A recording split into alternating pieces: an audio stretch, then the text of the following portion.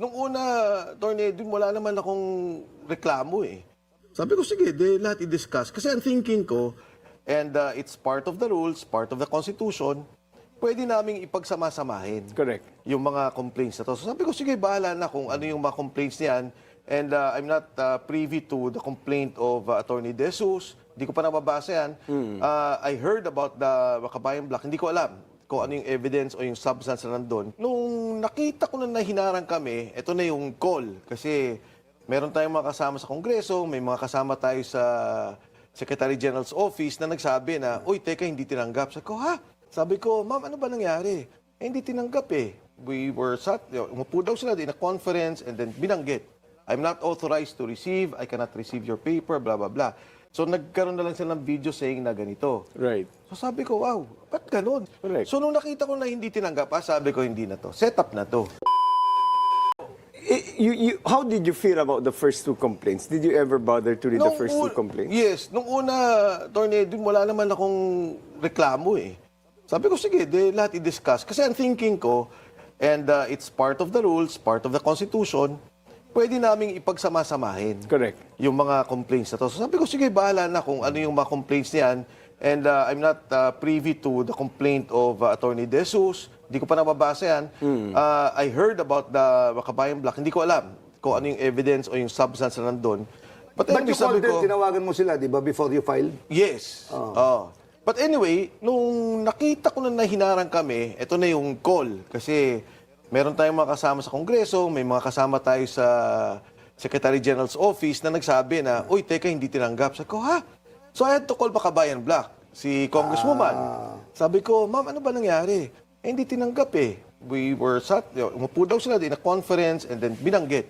I'm not authorized to receive, I cannot receive your paper, blah, blah, blah. So nagkaroon na lang sila ng video saying na ganito. Right. So sabi ko, wow, ba't ganun? Hindi ko naiintindihan. Legally, operations of law, ministerial lang dapat yun, Ministerial. di ba? Ministerial. There's Dapat, nothing di in ba? the Constitution that says it has to be received by the person of the Secretary General. Yes. It's just the office of the Secretary Office of General. the Secretary General. Even the House Rule states that. correct. That's Office correct. of the Secretary General. Kaya nagtataka kami, and may precedents na tayo. There were other complaints in the past na talaga namang, kinuha ng Deputy Secretary General or anyone from the office. Correct. So nung nakita ko na hindi tinanggap, sabi ko hindi na to. Set up na to. Kasi if you notice all the impeachment cases filed in Congress, if it is the one, if an impeachment case is initiated by the administration with the blessing of the President, tanggap kagad eh.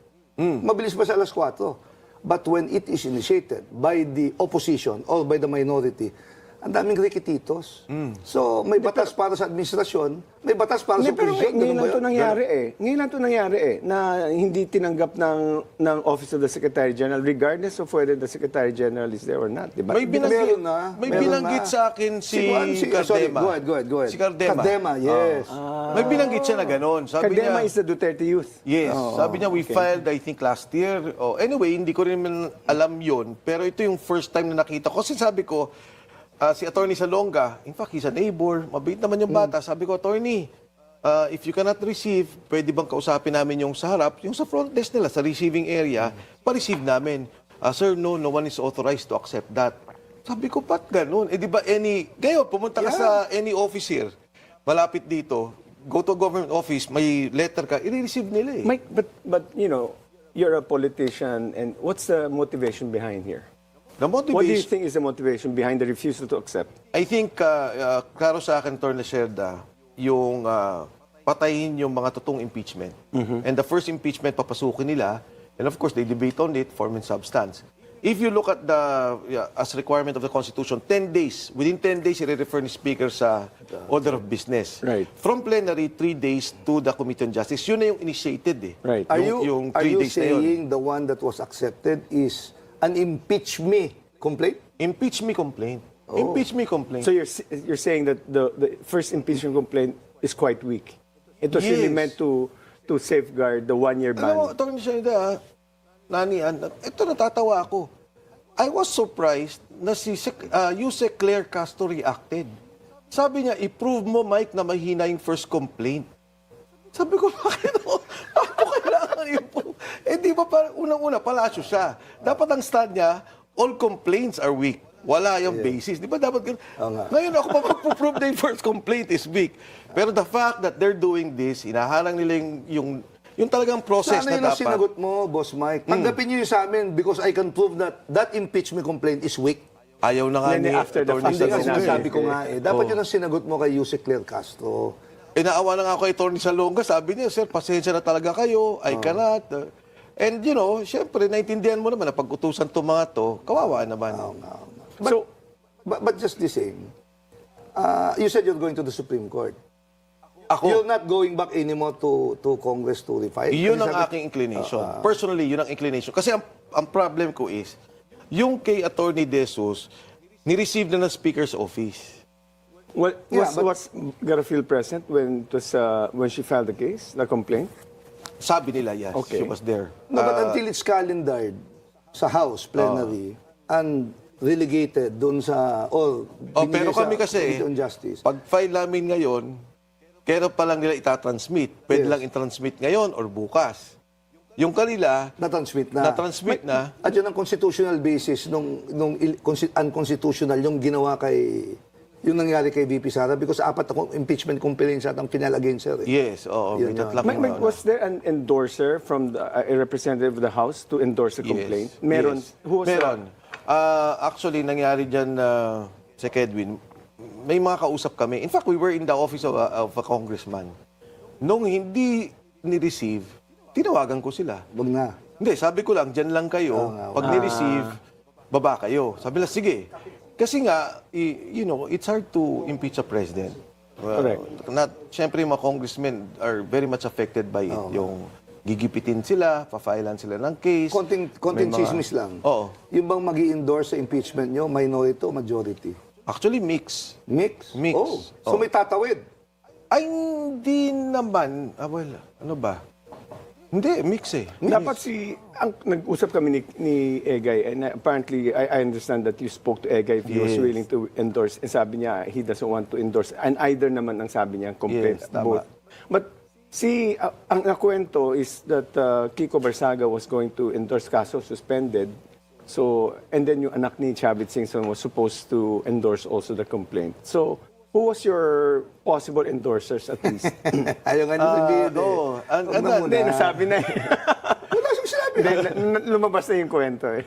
May lumalabas na kwentong ganun. Pero, actually, yung kay Kiko, nung nakausap ko siya, sabi ko, Kiko, alam mo, maganda to Kasi eto nga, ayan, you're a constitutionalist, Attorney Cerda.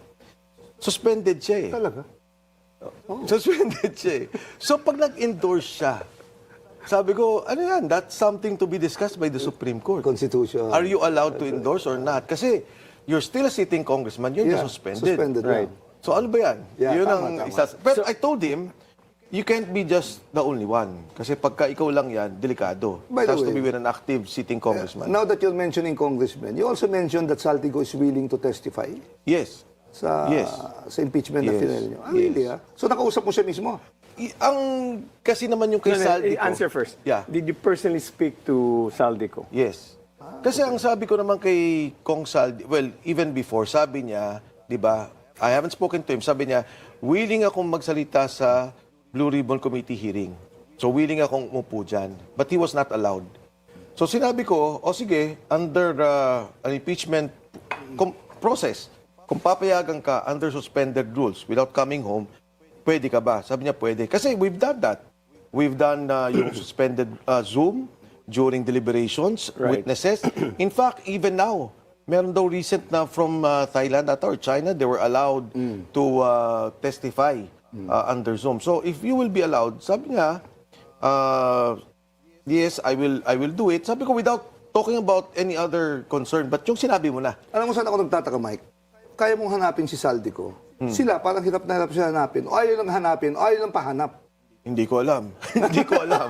Hindi ko alam. Hindi nga, di Hindi, ba? ako naman, yung pagkakausap ko sa kanya is through an intermediary, So not directly. not directly.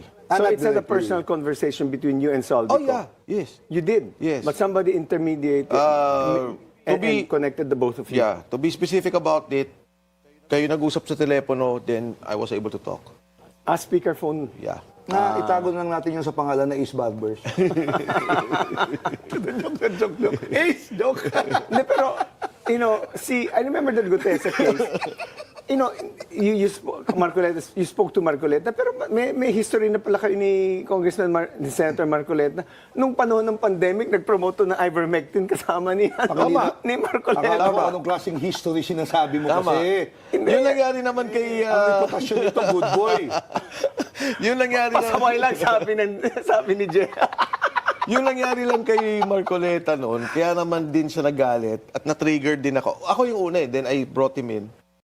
Mix it up, pair it up with Burger King's King Feast for Me. Just pick one main and one side for 89 or 99. Sabi ko, tingnan mo to, pinapayagan lahat ng mga gamot na unproven, pero itong isa hindi. Bakit kaya? Then, when we started talking to FDA, the Department of Health, doon na kami na parang there's something wrong with the policy at that time. Anyway, doon ko siya nakasama. Alam mo, ang kwentuhan sa labas, may COVID ka raw ngayon. Paano COVID? Hindi kasi takot yung mga tao lumapit sa'yo. Ito si Edwin kanina, sigurado ko wala kang warrant to pa rin. Hindi, tinanong ko sa kanya, baka may NBI sa labas. Kunin niyo muna yung kape dito, ha? Sobra ng asukal to. Yung NBI sa labas kanina, Nani Braganza Investigation Services yun. Kakampi niya yun. Yan, tama. Oo, di ba? But you've been recently involved in certain controversies. The Gutesa situation, the one that you mentioned na tumakbo, yung staff ni Saldico na binugbog. That in fact, that's the reason why NBI, did NBI question you on that? No, they called me up. Okay. Alam mo, kaibigan ko naman yung NBI and then personally, good friend. So they mentioned, sabi ko, no, I didn't say NBI. Sabi lang is may nakitang wallet, yung may nakitang NBI ID. And then si Attorney Magdum was kind enough to tell me, sabi niya, pagka may mga ganyan report, sir, sabihin mo sa akin and I will help. Then I really appreciate yung... Hindi kasi ganyan naging position guest niya. dito yung NBI director, binulungan niya napuntahan ka. Mabait yun, si Attorney Lito, magaling yun. Professional. Hindi, hindi tumatawa. Very, very sparing At saka, kung from the ranks yun, di ba? Wait, but aren't you worried about your reputational risk? Or is there something to risk? By the way, tatakbo to. Masaka na natin pag-usapan yung future plans nito. Actually, no, Nani, Hindi bago si Kedwin. Mike dito. Hindi, yung... Pinapat na akong tinatanong, ano yung endgame? Ano yung gagawin natin? Ano bang mangyayari? Parati ko sinasabi, bakit kailangan tanongin yung endgame nang may nakikita tayong mali? May mali talaga eh. Alam natin may corruption. Lahat tayo na involved sa gobyerno, cabinet, congress. Ngayon lang natin nakita yung massive corruption. Ang tanong, is the president involved? Ang theory ko, ang assertion ko, the president is involved. Toby Chanco, when you hear him, di ba, sasabihin niya, hinto siya kay Martin Romualdez. So alam natin, I'm sure kayong dalawa, may ganyan kayong sariling pag-iisip about these people, including Martin, at the minimum. So bakit hindi natin pabayaan yung totoong investigasyon, an impeachment case, to discover the truth? I think, for me, politically, morally, ito yung tamang gawin eh. Pag pinabayaan natin ito magtuloy-tuloy, yung sinasabi lang parametric formula, galingan sa Makabayan Block, nag-serve tayo sa Congress. Magkano budget natin per district? 70 million. Noon tayo. 30 million nasa SOF. Huwag ka makialam sa National Infrastructure Program. Yun ang sayo. Ngayon, Sec Edwin, every district 2 billion. Do you want this to continue? Gusto ba natin mangyari sa ating bayan to? So ako, yun ang endgame. Question- Tapusin natin to, i-correct natin yung nangyari. Question lang, Mike. Marami nagsasabi na ang corruption under this administration is out of control. And secondly, free for all. Totoo. Sa dami ng nasabit na tao na nakabilang sa mataas na bahagi ng ating gobyerno. What can you say about that? Alam mo yung unprogrammed allocation, 2 trillion pesos. Ang claim ni Egay Erice, 1.4. Nag-divide kami niyan eh. Sabi ko, hindi, Egay, 2. Sabi niya, hindi na-release yung iba. Okay. So yung 1.4 trillion pesos nilagay sa unprogrammed allocation, kalamihan, flood control. Yung iba doon, street lighting. Yung alam na natin yan. This is a 2025 budget or From previous? 2023 to 2025. 24, 25. Ito, personally, for Metro Manila, nakakasama ng loob. May budget for Metro Manila Subway. Kasi kasama yung sa NEP eh. Pag-submit, dahil foreign obligation natin to the foreign funds, may nilalagay tayong pondo doon. Ang ginawa nila, kinuha nila yung pondo doon, ito naman yung nilagay sa unprogrammed allocation. So meron ka ngayon na butas na mga 400 billion yan total. But if I'm not mistaken, every year, dapat mga 150 to 200 ang nakalagay na pondo dyan. Yun naman ang binubunot nila, lalagay saan program. Yung 150 na yun to 200, lalagyan naman nila ng mga flood control. Oh. So yung 2028 na dapat nating tapos na yung Metro Manila Subway, wala na. Ma-inaugurate na yan 2032. Na-delay na. Sorry, Micah, I'm not trying to contradict you, but I watched one of the Senate committee hearings sa budget. This was asked specifically by one of the senators. At ang sagot ni Senator Win Gatchalian, because siya yung finance head, di ba, is that ang sinabi sa kanya, mahina yung absorptive capacity ng specific project na yan. So therefore, maraming tulog na pera, inilipat muna nila. Totoo ba to o palusot lang to? Ako palusot. Okay. Ako palusot. Pero whether palusot o hindi, ang mga problema kasi ng absorptive capacity na nabanggit nila, like all of us. Wait, Yes. just for the Yeah. record. That is a private, ano may trabaho niyan, that's not government eh. May contractor yan eh. So I don't know why it's being called a lack of absorptive capacity. No, it's a government-funded project. It's a government-funded project. It's not just a government-funded project. It's a foreign-assisted project. Yes. So, but yung nagtatrabaho doon, hindi gobyerno, it's a private contractor. No, yun eh. even that eh. But ang sinasabi ng absorptive capacity kasi, your ability to spend the money on time. When you are given a budget. Okay. Pareho naman kayong correct. Yes, For di ba? example, nung C5, may foreign funding yan. Sabi nung, well, in this particular case, JICA eh. Oo nga. Yung ating sa Metro Manila Subway. Uy, i-clear nyo na yung kalye. Diba? So yung road right of way, yan na yung mga delays. So doon yung sabi yung absorptive capacity. Malamang gobyerno yung mag-clear ng Oo, highway. pero if you recall, nung panahon natin na yan, talagang pinost natin. Bayani Fernando was there, nag-clear siya, so nagawa yung C5. So in the same light, in the same manner, yun din ang debate ko dyan. Bakit mo kukunin yung pera dito, ilalagay mo sa unprogram allocation, tapos lalagay mo to ng flood control? Sana ginawa mo na talaga, kung ang problema, kunyari, yung mga informal settlers, hindi ginamit yung pera pa itayo yung bahay para Tsaka, ilipat sila. in that particular case, nung panahon ni GMA kasi, very strict siya eh, when it comes to expenditures. Like in our case, may mga foreign assisted project kami, like, di ba? At pag Yes, hindi sa dam. gumagalaw yung local counterpart, apektado kasi yung foreign counterpart. Kasi kung minsan utang yun, binabayaran natin interest eh. Yes. So, pinapagalaw ito. Yun lang naman ang gusto kong sabihin. Tama, pinipilit yun. Ngayon, pagka deliberately, dinelay mo yun, para may butas ka lang para lagyan ng budget, yun ang mabigat. The foreign assisted project that was put under unprogrammed allocation was the authorization cover. Because yung pera ng JICA nandoon na, pero kailan pa rin approval ng Congress. Congress. Yun eh. It wasn't, nilagay sa unprogrammed authorization cover ng pera yun. But Actually, si Edwin, Sorry, every Mario, year, before you respond to that, ang kinikwento ko rito kanina, narinig ko sa budget hearing ng Senado, at yun ang tanong. Okay. So I'm not trying to question yung Correct. mga Yeah. yun lang. correct. alright, Let me just name the foreign assisted projects para lang klaro. Yung Panay Guimaras Road, Yes. kailangan natin yan. Yung Bataan Cavite Road. Yes. Yung South Rail. Yes. Ito, ang bilis nito. Tama. Wala ka nang dadaanan dito. Andyan na yung long haul. Tapos nandyan yung North-South Rail connection from Clark to Manila. Yung Laguna Lake, kalye lang yun. Nagagawin doon sa gilid ng lake. Di ba yung pinaglalaban? meron na yun, di ba? See something yun eh. Oo. Hindi, yun nga, ang sa Kedwin, andyan na eh. Oo nga. Ba't di nila tinatapos? Pagkatapos, yung Metro Manila Subway, 6 to. So, sana man lang gumalaw. Okay, that's the first thing. Ngayon, pag-usapan natin yung budget. Sige na. Oh. Let's just take a break first Okay. before we continue the discussion. So, supposed to take a break first and we'll continue